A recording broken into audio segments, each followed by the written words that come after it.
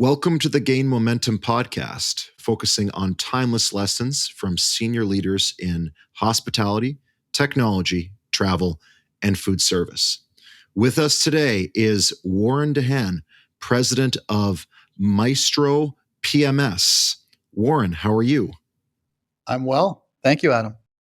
And we have a special co-host today, Michael Goldrick. How are you? I'm doing quite well. Thank you so much for having me. So, listeners, we structure these podcasts around 4 key questions that we ask everyone who comes on the show, and then follow up in between.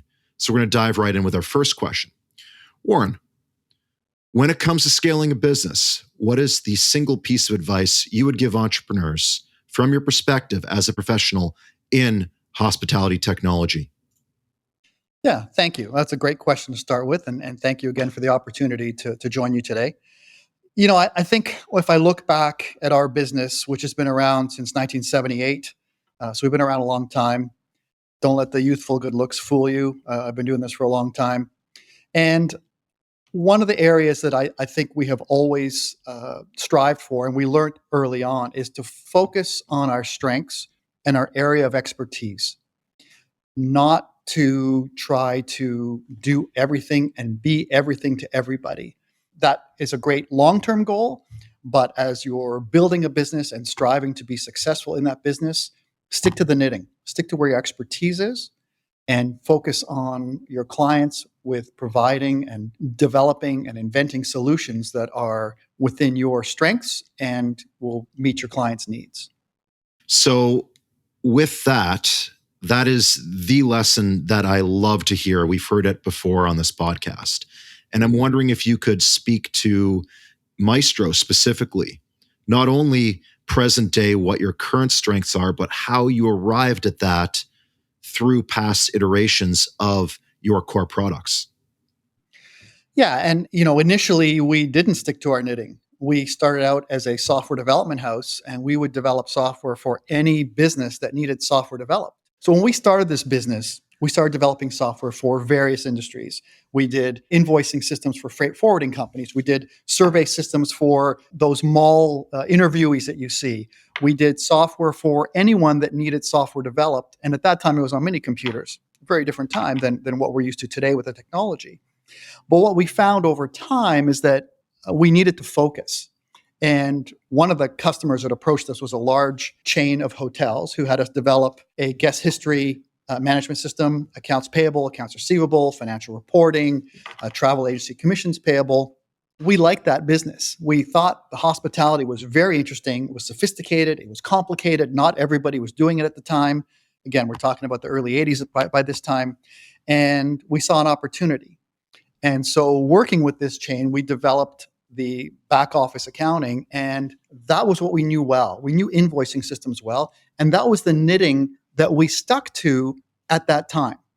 And we focused and we built the business selling to hotels across North America, the US, Canada. We ventured into Hong Kong and other parts of the world with this product, which eventually morphed. And we can talk about a little bit more about that in a minute. But we focused our core strengths on that product, and we did well with it. We focused our service offering surrounded by people who understood the business side of the software. They understood hotels, they understood hotel accounting, and that's how we provided the solution that, from a service point of view, support point of view, and a product point of view, was very focused on that market and did very well for us. So I have a question. So you say you focus on your strength, and now you said there's invoicing that kind of developed from there. So then is it just focusing on this tool, or is it the strength in which you had in terms of growing this invoicing to focus and apply it to hotels? Great question. And I can kind of explain how that morphed. So we had knowledge in invoicing systems and in accounting systems. What we saw happening is we had certain hotel customers who were saying, we really need the front office side of this to work better with the accounting. And so then we saw an opportunity. And at this point, we'd already built the company up. We were fairly successful. We had a team of developers, team of installers and trainers. And it was a small company, but still a growing concern. And we saw an opportunity that our clients were bringing to us to extend the product. And so, sticking to our knitting was one thing, but now we were at a point where we had grown sufficiently where we thought we could add another product. And so I don't want to be misunderstood. I think when I say stick to your knitting, I think if you're trying to build a business and you're focused and you're just trying to get it off the ground, stick to what you know. But as you build that business and you become more successful and self-sustaining, whether you're bootstrapped or have outside investors, but as you're running that business, then it's okay to start slowly, incrementally improving your offering to get a broader reach or maybe enter new markets or what it might be. In our case, we had clients coming to us saying, okay, well, the invoicing's great, but we really want some help on the front office side. Can you help us? And we did. I mean, we made the decision to say, you know what? We're at a position now where we can pour a little more resources and funding into developing and doing some R&D work on a front office system. And using the clients we had who were willing to help us, we were able to develop our first front office, which was a green screen product written in a language called COBOL, which I know you guys know, but not all listeners may know, but very, very old school environment. That's where we started in that world. And that was on proprietary equipment, which eventually we went to Unix and then SCO Xenix and then Linux.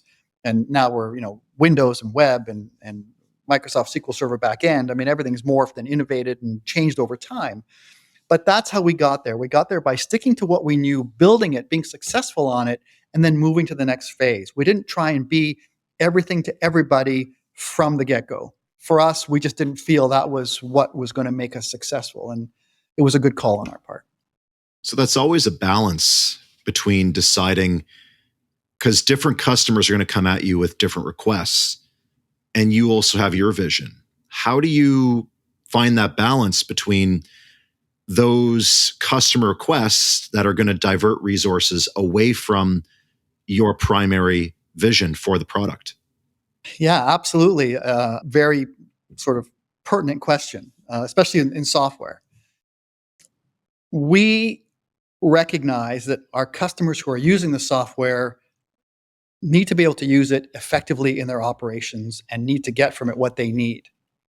But we're also doing demonstrations to prospective customers who are saying, oh, well, we need this feature. If we're going to do business with you, we need this feature or that feature. Or they might have said, hey, we're looking at your competitors and they have this feature. Do you have that? So it's a real blend, and it's more art than science, I think, in terms of deciding what do we do in terms of improving our product for our customers? What do we do in terms of improving our product for a competitive advantage when we're presenting the product to people who are not our customers yet? And what do we do in innovation that we think is going to make our product stand out? Our customers aren't asking for this. They haven't seen it anywhere else, but we feel this is an area where we want to do some investment because we think this is going to stand out and make us provide differentiation for us as a supplier. So it's a balancing act. And I'd say, to answer your question maybe a little more succinctly, if a client's having a problem that's negatively impacting their ability to do business, that becomes a focus area because we got to keep the customers happy. And then it's a real balancing act between the competitive advantage and innovation that we want to bring to the market with new things that we develop.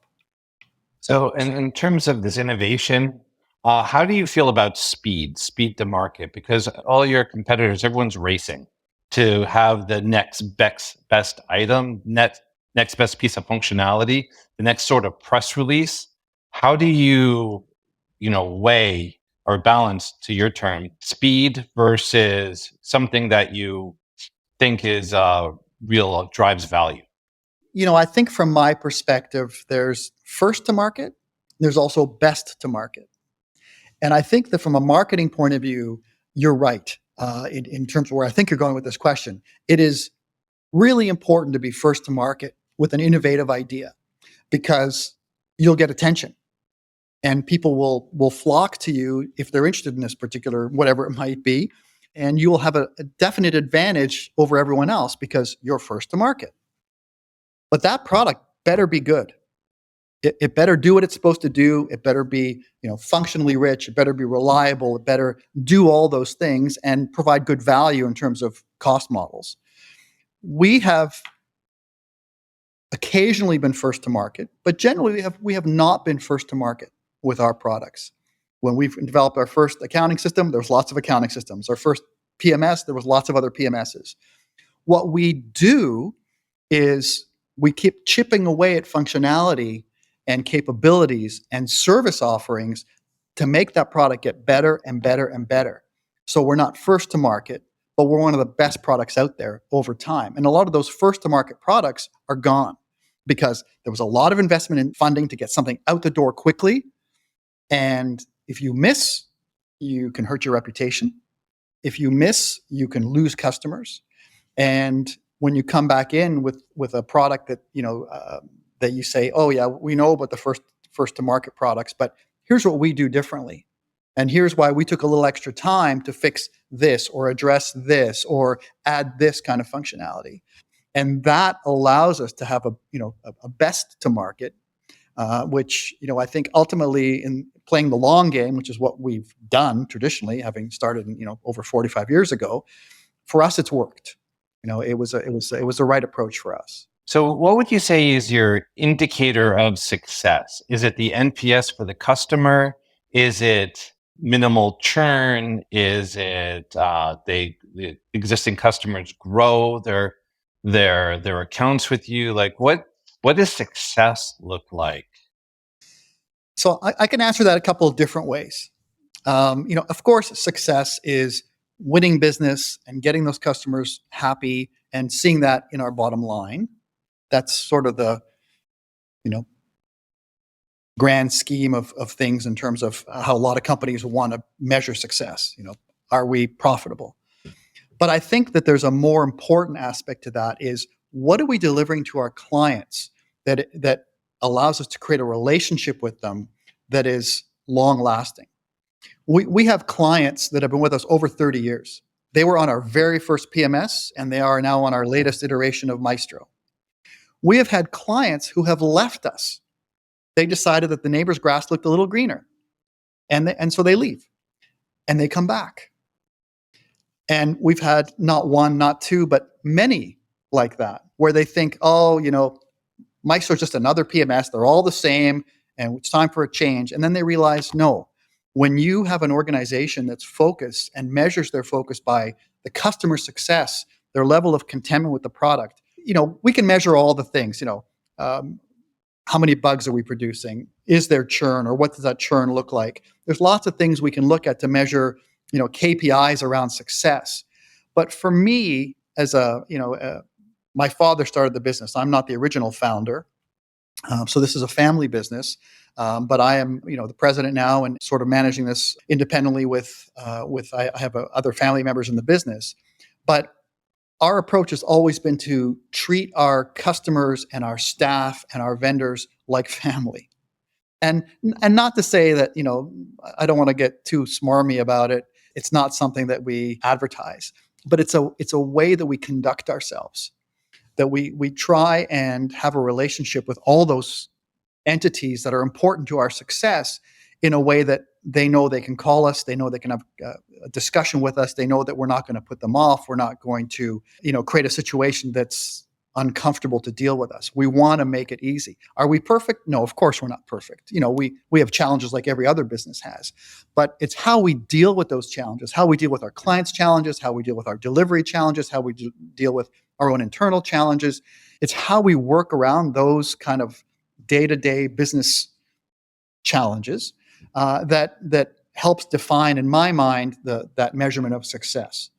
Ultimately, you have to want to go to work. It's got to be a good place to go. And if you get along with the people you're working with and your customers and your vendor partners, it makes it way more fun. And ultimately, the success can come and has come. Yeah, and I really like the fact about family, because I think one of the things about family, when I deal with marketing technology companies, sometimes you feel like just a customer, you're just like, you get nickeled and dimed. But I think when you deal with companies that have a family approach, sort of like what you say, you feel like you're safe, secure, they care.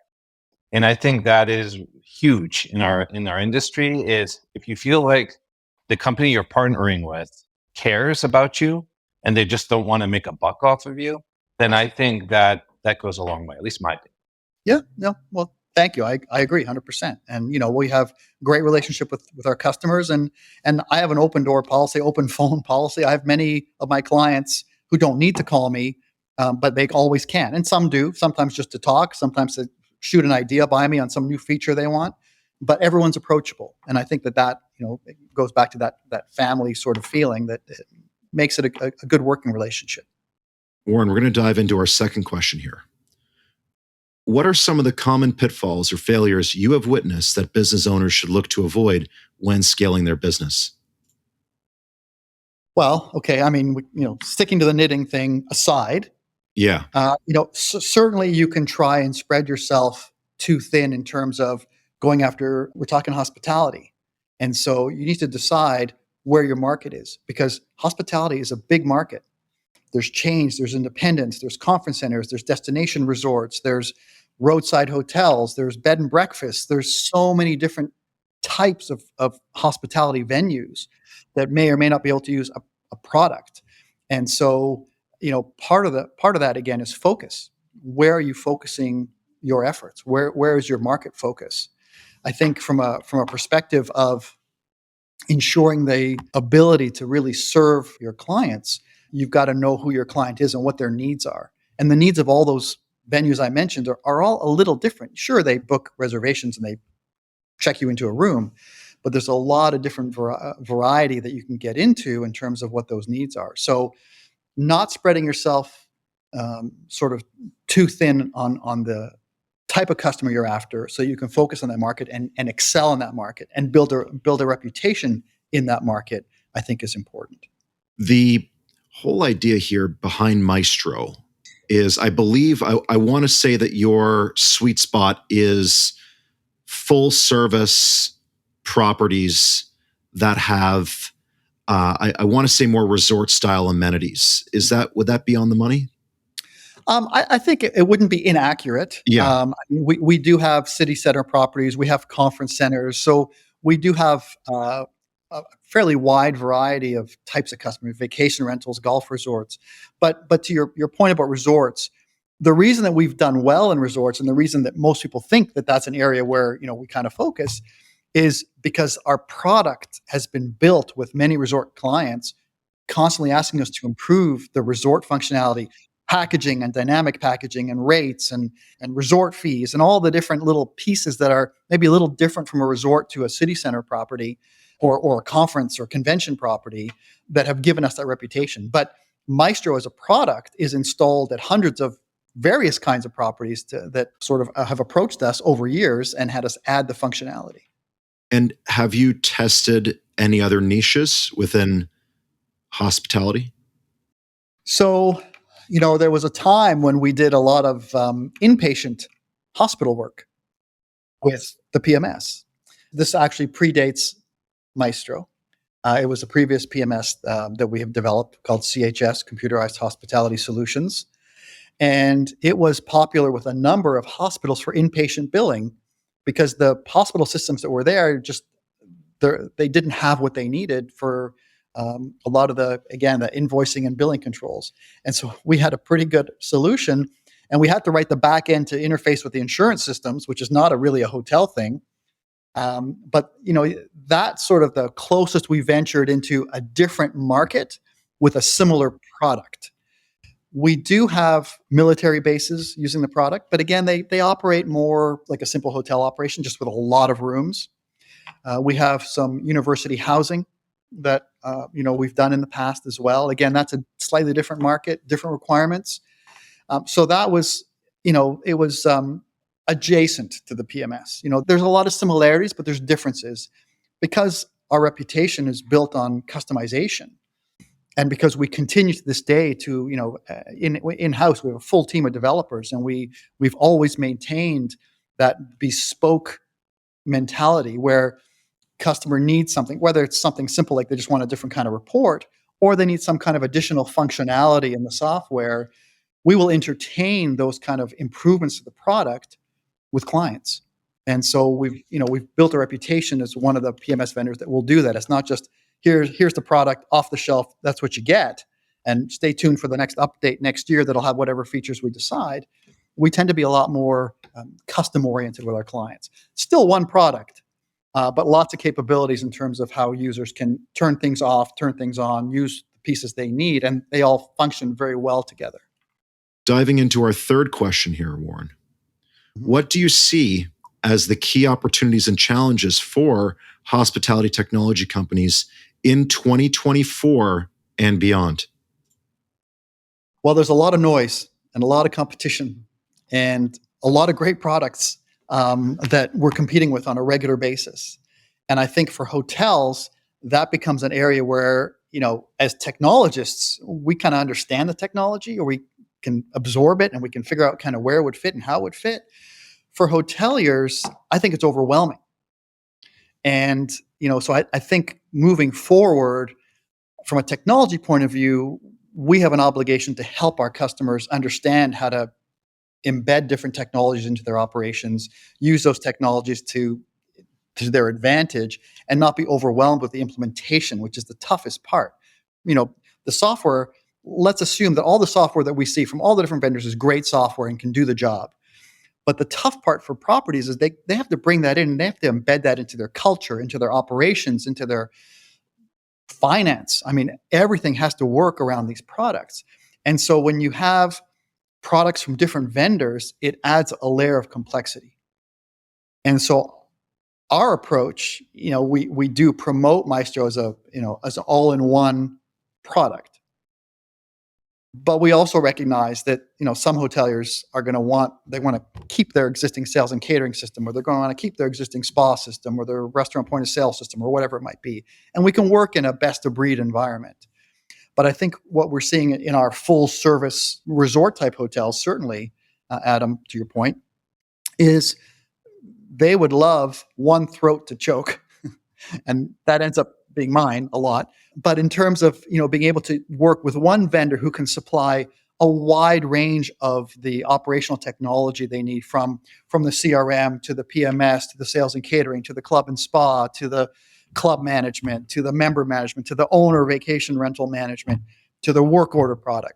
We have all those products built into Maestro as part of Maestro. And then we also have some very strong integrations for those areas that we haven't developed our own software for.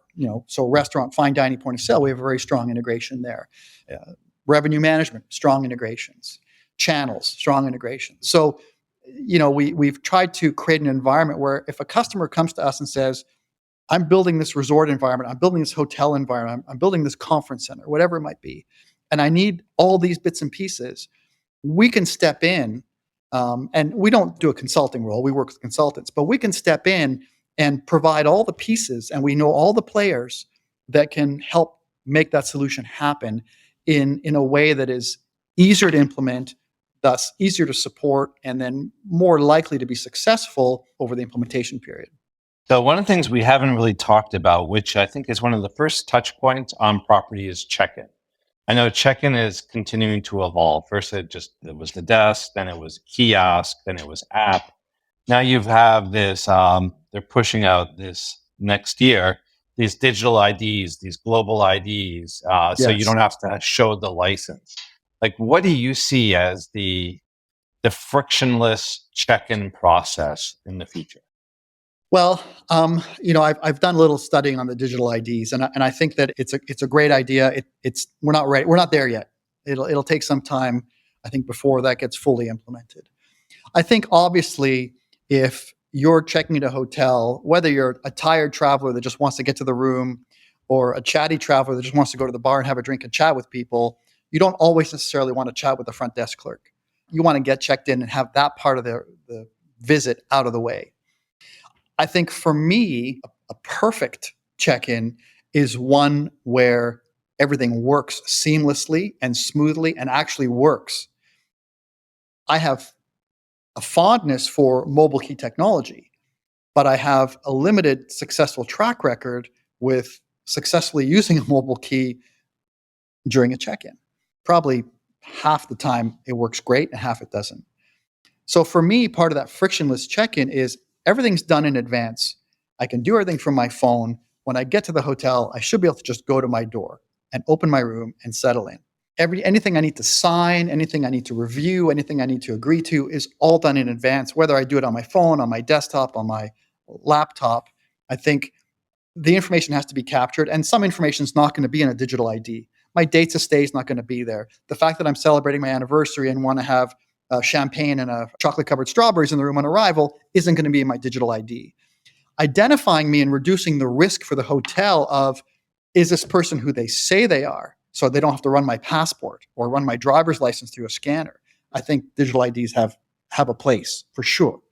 If we're looking at any of that part of the guest journey, then minimizing the opportunity for a fraudulent guest to be there or a guest who's going to end up not paying or creating chargebacks, that's frictionless. That means that as a hotelier, I'm providing the service to the guest, and they're going to stay, they're going to enjoy the stay, they're going to pay me, and nothing bad is going to happen. That's frictionless. It's got to work on both sides, in my opinion.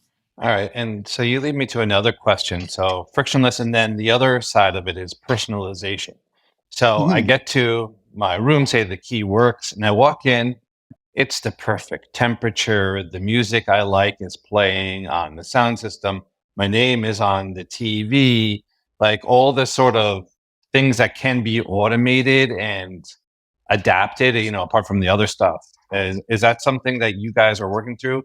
And is that sort of like is that real, or is it just sort of like, is it just something like, well, we can do this, but no one really wants it? I think we can do this, and I think some people do want it. And when I check into a hotel and I enter the room and the TV's got my name on it, I go, okay, hey, good. They got the TV interface working well. That's nice. It makes me feel like, okay, they got this part right. But you're right about some of the other areas. We have an integration with energy management. We can send them the fact that Warren Dehan likes his room at 72 degrees and likes classic rock on the radio. We can put those preferences in. We can put the preference in that Warren likes, feather pillows, and he likes, sparkling water on the bedside. That's all preferences. The challenge there goes to labor. Who's going to make those things happen? The technology side can happen easily. The ability to update the TV, update the energy management system, update the radio, that's all available. That becomes a initiative of the hotel. What sort of property is it? What kind of guest journey are they trying to have their guests experience? And are they willing to put the effort in? Because it is effort. It's effort and it's upkeep to make those things work. But then the other things I mentioned, like, whether it's the feather pillow or the bottle of water, those are things that require labor or good robots, which, obviously we're going to get there at some point. So I think it's a balancing act. I think it's a balancing act of, what makes sense for that guest experience, what's good enough. Is that going to make the guest experience stand out from your competitor? And is the hotel willing to invest? The technology is the cheap part here. Those interfaces, they already do those things. It's the implementation and the upkeep and making sure that the staff is trained to know that those things work. Make sure the housekeepers are prepared if something doesn't work, that they let the front desk know. It's the labor side, I think, that there has to be some level of control over, and that's where the heavy lifting happens. Just one final follow-up here before we go into our fourth question. On the note of labor, because this is going to be the issue for hospitality for the next 10 years. And I'm wondering if you could speak to any specific features that you've seen either in Maestro or other software out there that can really help hoteliers and hotels more diligently manage their labor and increase team productivity. So there's a number of fronts on which we can address labor. Some of it is you push things back to the guest. Mobile check-in, reservations, mobile checkout, all the ordering of food, room service, amenities, the two-way texting, a lot of which is automated at the front end. So we have all those capabilities, and we've made strides and improvements in those capabilities over the last many years. Certainly we were doing that stuff pre-COVID, and then through COVID, it became more important to have that kind of self-serve, contactless, touchless, which helps with labor. It frees your staff up, your available staff, to do other things. And so that's an area that we certainly have developed our own products. We've also worked with some of our partners on robotic process automation. How do we help some of the routine, boring data entry kind of things that have to happen, whether it's budgeting or entering rates or whatever it might be for the next season or for the next year, using robotic process automation to automate some of that labor requirement and have the computer do the work. So that's another area where we've had some investment and had some good success. But certainly, we've working with some of our partners, working with some of the software we've developed can help reduce labor by pushing a lot of these things to the guest. Some things can be pushed to other staff. We've got capabilities for our spa product where there's a spa provider schedule. So rather than having a lot of people involved in scheduling between the guests booking their spa appointments, the system's vetting that obviously to allow that to happen, and the spa provider having an app where they can look at what they've got coming up, confirm whether they're going to come or not, whether they can make it for that appointment, or whether they have to get someone else on board to take over for them.